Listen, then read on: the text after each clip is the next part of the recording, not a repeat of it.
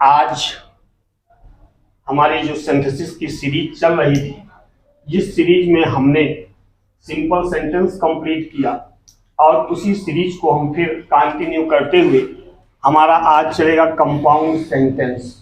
Compound sentence क्या होता है, कंपाउंड सेंटेंस बनता कैसे है, इसके बारे में जो इसकी प्राइमरी डिटेल्स थी वो इसके प्रीवियस लेक्चर में कंप्लीट की जा चुकी है।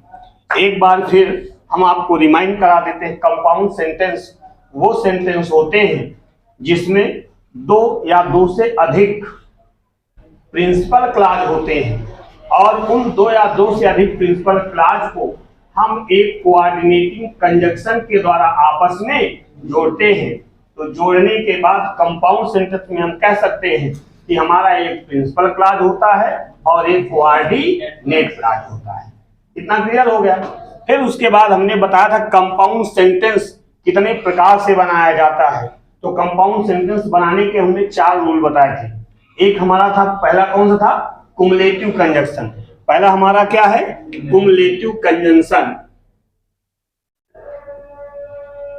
अब कुमुलेटिव कंजंक्शन होता क्या है और इसकी सिंथेसिस बनती कैसे है, आइए अब हम इसको देखते हैं कि कुमुलेटिव कंजंक्शन कौन कौन से होते हैं और कुमुलेटिव कंजंक्शन में अगर वाक्यों को हम जोड़ते हैं तो वो शब्द कौन कौन से हैं, वो शब्द कौन कौन से हैं, आइए उसको हम देखते हैं।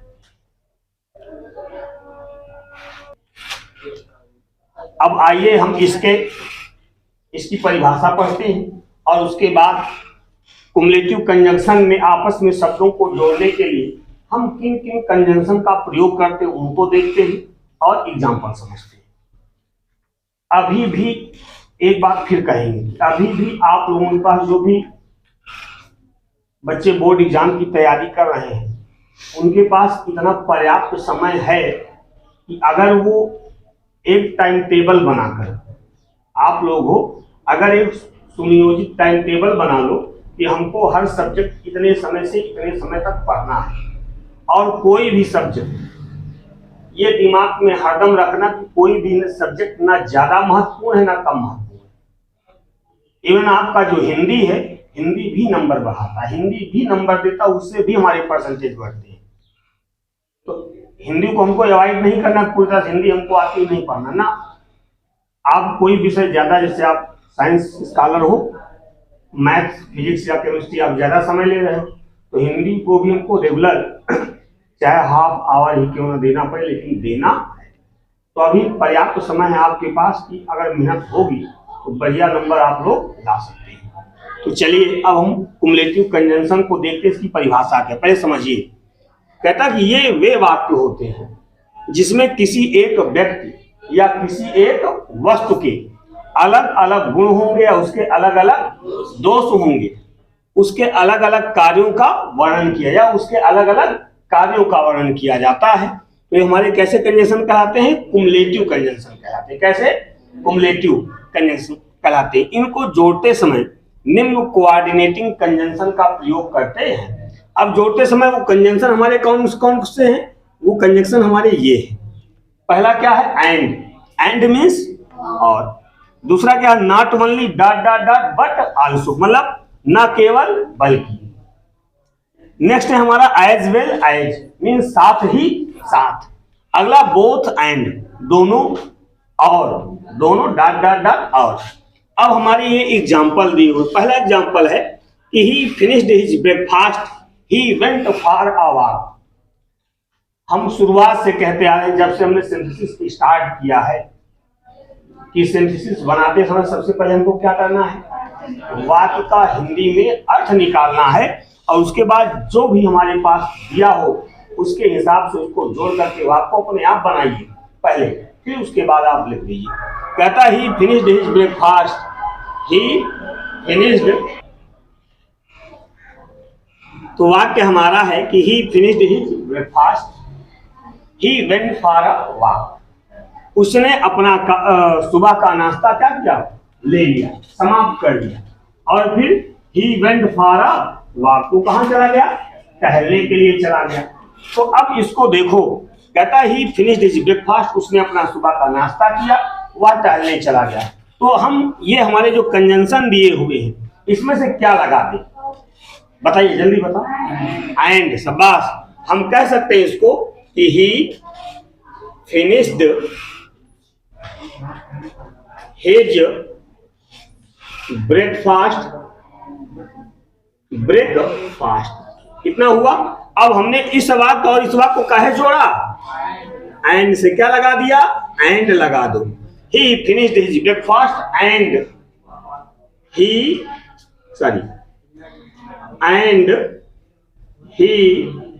Went for a walk. ठीक। अब कहीं कहीं पर हमको ऐसे भी देखने के लिए मिल जाता है कि ही finished his breakfast and went for a walk. ये दोनों तरीके हैं। हमारा ही finished his breakfast and he went for a walk, ये भी सही है, और ही finished his breakfast and went for a walk, ये भी सही है। लेकिन अब कहा जाए कि ज्यादा कौन सही? बात आती ज्यादा एथेंटिक कौन सही है। ज्यादा एथेंटिक अगर हम according to compound sentence rule देखते हैं तो ज्यादा सही हमारा फर्स्ट वाला है, नीचे वाला हमारा कम सही। क्यों कम सही हम आपको बताते हैं। क्योंकि कंपाउंड सेंटेंस में हमने पढ़ा है कि दो प्रिंसिपल क्लॉज होते हैं। कितने प्रिंसिपल क्लॉज होते हैं? दो प्रिंसिपल क्लॉज होते हैं, और उन दो अलग अलग प्रिंसिपल क्लॉज को हम कोऑर्डिनेटिंग कंजंक्शन से जोड़ते हैं। मतलब जब दो फाइनाइट वर्ब होंगी तो दो सब्जेक्ट हमको यहां पर लगा देनी चाहिए। अगर आप नहीं लगाते हो अभी हम, और एक नियम तो ये भी है, और ध्यान दो कि ज्यादा एथेंटिक अब क्या है। अगर आप पूरा ग्रामर का नियम सहित पढ़ रहे हैं, या तो आपका इंटर कोई दिक्कत नहीं, आप दोनों में से कोई लिख दोगे, हमारा सही हो जाएगा। लेकिन जब आप किसी उसकी बढ़िया तैयारी करते हैं तो अगर अब इसको हमको करना, तो एक नियम और है कि जब हम इन कंजंक्शन का प्रयोग करते हैं तो इसके पहले कामा भी लगाते हैं। इसके पहले कामा भी लगाते हैं, ये नियम है एक्चुअल ग्रामर के रूल से अगर देखा जाए तो। अब ये वाक्य हमारा एकदम कहीं पर गुंजाइश नहीं करता, मतलब कोई पॉइंट भी नहीं रख सकता, यहां पर आपका गलत है। ठीक है, अदरवाइज हमारे दोनों वाक्य सही है। क्योंकि कंपाउंड सेंटेंस दो प्रिंसिपल क्लॉज होता है, दोनों क्या करते हैं? एक कोऑर्डिनेटिव कंजंक्शन से जोड़ देते हैं, है ना। जब कोऑर्डिनेटिव कंजंक्शन से जोड़ते हैं तो हम सिर्फ ऐसे अगर कर दे कि ही finished his breakfast and went for a walk, तो हमारा सिंपल सेंटेंस बन गया। सिंपल सेंटेंस में यूज ऑफ कंजंक्शन एंड पढ़ा है कि नहीं पढ़ा है? पढ़ा है ना। तो ये तो हमारा सिंपल सेंटेंस बन गया भैया। अगर उस हिसाब से देखा जाए तो सही होगा। फिर अब बताओ, जो आप लोग कहते हैं नीचे वाला ज्यादा सही है, अब बताइए सही है गलत है? बोलो बोलो। हैं? According to compound sentence rule this sentence is totally wrong. अगर उसके हिसाब से देखा जाए, क्योंकि सिंपल सेंटेंस में हमने यूज ऑफ कंजंक्शन एंड पढ़ा है, तो एक तरफ सब्जेक्ट हटा देते थे, कॉमन लेकर दो देते थे, है ना। लेकिन अगर उसको ना देखा जाए तो फिर सही। क्लियर हो गया ये? अब अगला वाक्य देखिए, ही इज रग, ही इज अ मैडमैन। कहता ही इज रग। रग मीन्स क्या होता है? हमारा दुष्ट होता है, द्रोही होता है, उपद्रवी होता, कुछ भी कहना, कुछ भी मतलब और कुछ ना कहना यही। और फिर कहता ही इज अ मैडमैन, वो पागल आदमी है। कहता वह दुष्ट है, वह पागल है ना। तो इसको हम ऐसे भी कह सकते हैं। अब अगर करें तो हम पूरे नियम एक साथ लगा सकते हैं, इसमें पूरे कंजंक्शन एक साथ लग सकते हैं। क्या देखो, हम एक दो बताते हैं। हम ये कह सकते हैं ही इज रग and he is a mad man, या इसको हम इस नियम से भी कर सकते हैं। क्या? ही इज रग एंड मैड मैन, ये भी हम कर सकते हैं। ठीक। या और क्या हो सकता है? He is both, he is both क्या हो जाएगा बताओ? अ रग एंड अ मैड मैन, ये हो गया हमारा। हो गया कि नहीं हो गया? And mad man.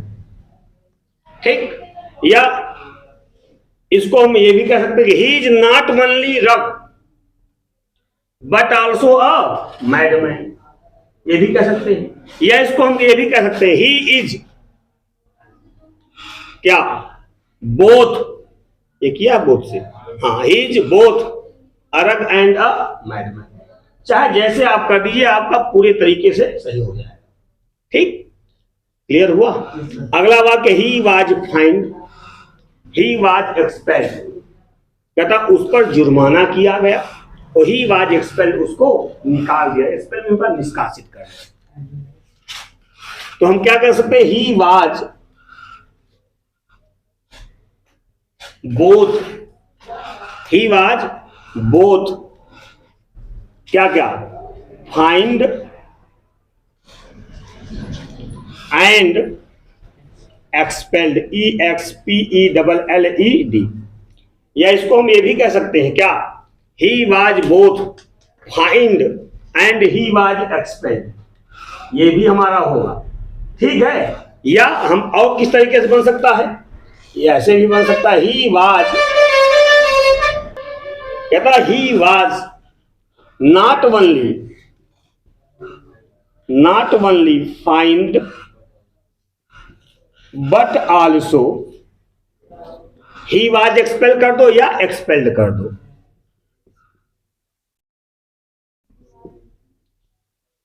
He was not only fined but also expelled, या he was not only fined but also he was expelled. या इसको और भी कर सकते हो क्या, he was fined and he was expelled. हम जो बता रहे हैं समझ में आ रहा है ना, कि ही वाज फाइंड, उस पर जुर्माना किया गया, एंड ही वाज एक्सपेल्ड, उसको निकाल दिया गया। क्लियर हुआ। अब ये हमारे कुमुलेटिव कंजंक्शन के वाक्य हैं, और उसको जोड़ने के लिए हमारी ये क्या है, हेल्पिंग वर्ब, कोऑर्डिनेटिंग कंजंक्शन है। हेल्पिंग वर्ब नहीं, क्या है, कोऑर्डिनेटिंग कंजंक्शन है। अब इन कोऑर्डिनेटिंग कंजंक्शन की मदद से हमने इन एग्जाम्पलों को क्या किया, इनकी सिंथेसिस बनाई। अब इसके बाद नेक्स्ट हम चालू करते हैं, इसको जल्दी से आप लोग नोट कर लीजिए, उसके बाद नेक्स्ट। क्लियर हुआ कि नहीं, इसको जल्दी से नोट कर लीजिए। नोट करने के बाद अब हमारा इसके बाद नेक्स्ट चलेगा एडवर्सेटिव कंजंक्शन। इसके एग्जांपल जल्दी से नोट कीजिए।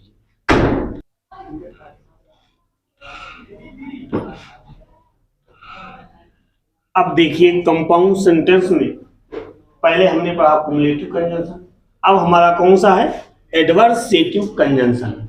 अब एडवर्सेटिव कंजंक्शन के बारे में थोड़ा पहले समझ लीजिए कि एडवर्सेटिव कंजंक्शन कहते किसे हैं। एडवर्सेटिव कंजंक्शन हमारे वो कंजंक्शन होते हैं जो आपस में कंट्रास्ट बताते हैं। कंट्रास्ट मीन्स अंतर या विरोध बताने का काम करते हैं। अब यहाँ पर हमने लिखा कि ये वे वाक्य होते हैं जिसमें दो विरोध बताने वाले कथनों को या दो विरोध बताने वाले वाक्यों को आपस में क्या किया जाता है, जोड़ा जाता है। आपस में क्या किया जाता है, जोड़ा जाता है। और इन्हें निम्न कोऑर्डिनेटिंग कंजंक्शन के द्वारा जोड़ते। हमारे वो कंजंक्शन कौन कौन से उनको देख लीजिए, और इनकी हिंदी भी साथ ही साथ देखते चलिए। पहला हमारा क्या है, बट है। बट मीन्स लेकिन। एट है, एट माने फिर भी। स्टिल है, स्टिल माने फिर भी। नेवरदलेस माने फिर भी। व्हाइल जबकि। ओनली केवल, और इत्यादि और भी है। ये नहीं सिर्फ इतने हैं, और भी है, लेकिन जो मुख्य है वो हमने आपके सामने लिख दिए। अब ये हमारा वाक्य लिखा है। अब एग्जाम्पल हम सही समझते हैं। कहता है यू आर पुअर, फिर कहता है यू आर कंटेंटेड, आप गरीब हो। Are contented, you are contented, और आप कैसे हो, कंटेंटेड में क्या होता है, संतुष्ट हो, या हैप्पी भी कर सकते हो, यू आर हैप्पी, आप खुश भी हैं। तो अब देखो यहाँ पर दो कंट्रास्टिंग थिंग्स लिखी हुई है कि अगर हम गरीब हैं संतुष्ट कैसे रहेंगे। अगर हम गरीब हैं तो हमारा मन कहीं ना कहीं किसी ना किसी उसमें उधेड़-बुन में लगा रहेगा, है ना, अपनी लिवलीहुड के लिए, अपनी जीविका के लिए। लेकिन कहता है यहाँ पर यू आर पुअर, आप गरीब हो, और यू आर कंटेंटेड, आप क्या हो, संतुष्ट हो।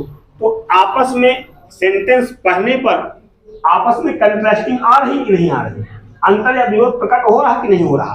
तो जब हम इनको सिंथेसिस करेंगे, जब इन वाक्यों को हम जोड़ेंगे, तो हम कैसे जोड़ेंगे? हम ये लिख सकते हैं क्या कि you are poor but you are contented, ठीक। या इसको you are poor but contented. लेकिन आप ऐसे ही जितना भी जो हमने कुमुलेटिव भी बताया है, आप दोनों तरफ सब्जेक्ट दिया, ठीक है, ज्यादा ऑथेंटिक रहेगा, ज्यादा सही रहेगा। या इसको और हम कैसे बना सकते हैं? इसको हम ऐसे भी बना सकते हैं, यू आर पुअर, एक में हमने बट लगाया, अब क्या हम लगा सकते हैं? Yet you are contented. हमारा ये भी हो सकता है ना। एक हमने क्या लगा दिया? बट लगा के किया। एक हमने क्या लगा दिया? एट लगा के किया। या हम इसको ऐसे ही बना सकते हैं, कंटेंटेड, CONTENTED, कंटेंटेड। या हम एक इसको ऐसे भी बना सकते हैं, कैसे? यू आर पुअर, तुम गरीब हो फिर भी तुम क्या हो? संतुष्ट हो। अब हम लगा सकते हैं क्या? स्टिल भी हमारा लग सकता है, still you are contented. Clear हुआ कि नहीं क्लियर हुआ? कहता है कि यू आर पुअर, आप गरीब हो लेकिन यू आर कंटेंटेड, तुम संतुष्ट हो। या यू आर पुअर एट, तुम गरीब हो फिर भी तुम संतुष्ट हो। या you are poor still you are contented, फिर भी तुम क्या हो? संतुष्ट हो। क्लियर हुआ कि नहीं हुआ? कम समझ में आया? और एग्जाम्पल देखिए, नेक्स्ट एग्जाम्पल, आइए इसको देखते हैं। नेक्स्ट वाक्य हमारा, he worked hard he fail. हमने लिखा कि उसने कठिन मेहनत की और ही फेल, वो क्या हो गया? फेल हो गया, असफल हो गया। तो हम इसको कह सकते हैं क्या कि ही वर्कड हार्ड। भाई देखो कंट्रास्ट आ रहा कि नहीं आ रहा? अंतर या विरोध आ रहा? जो हमने डिफिनेशन बताई थोड़ी बहुत, वो आ रहा वाक्य में कि नहीं? कि उसने कठिन मेहनत की और कठिन मेहनत का रिजल्ट क्या आना चाहिए? पास होना चाहिए, पॉसिबल हमारे फेवर में आना चाहिए, लेकिन विरोध में आ गया, क्या? फेल हो गया। आपस में कंट्राडिक्टी आ गई कि नहीं आ गई? विरोधाभासी आ गया कि नहीं? कि कठिन मेहनत करने के बाद वो कैसे फेल हो गया? भाई कंट्रास्ट आ गया है। तो ही वर्कड हार्ड, उसने कठिन मेहनत की, या बट लगा दो या एट लगा दो, है ना। क्या करते हैं? ही वर्कड हार्ड, फिर उसके बाद हमने कहा एट ही फेल। या हम इसको ऐसे भी कह सकते हैं, he worked hard but he fail, ठीक। अंतिम वाक्य देखिए, कहता ही वाज ऑल राइट। ध्यान दीजिएगा इस बात पर।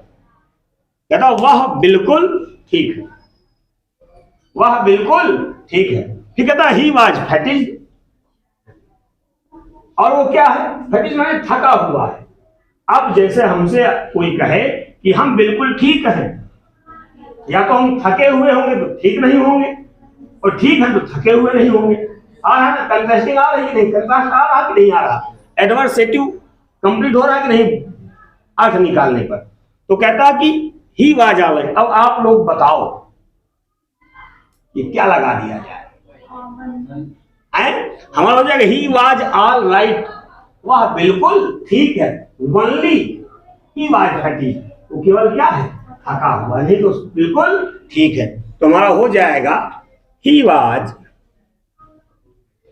Was all right, only he was fatigued. इस तरह कंपाउंड सेंटेंस के हमारे दो कंजंक्शन, कोऑर्डिनेटिंग कंजंक्शन, कौन कौन से? एक कुमुलेटिव और दूसरा एडवर्सेटिव। ये दो कंजंक्शन हमारे होते हैं कंप्लीट। नेक्स्ट जो और शेष दो बचे हुए हैं उनको हम देखेंगे या पढ़ेंगे नेक्स्ट वीडियो में। और हम ये जरूर आशा करते हैं कि जो हमारे क्लास 11 और 12 के विद्यार्थी हैं उनको ये समझ में आ रहा होगा, और समझ में आ रहा तो आप लोगों की जिम्मेदारी भी है कि चैनल को ज्यादा से ज्यादा लाइक करें, शेयर करें और सब्सक्राइब करें। मिलते हैं नेक्स्ट वीडियो में, तब तक के लिए थैंक यू।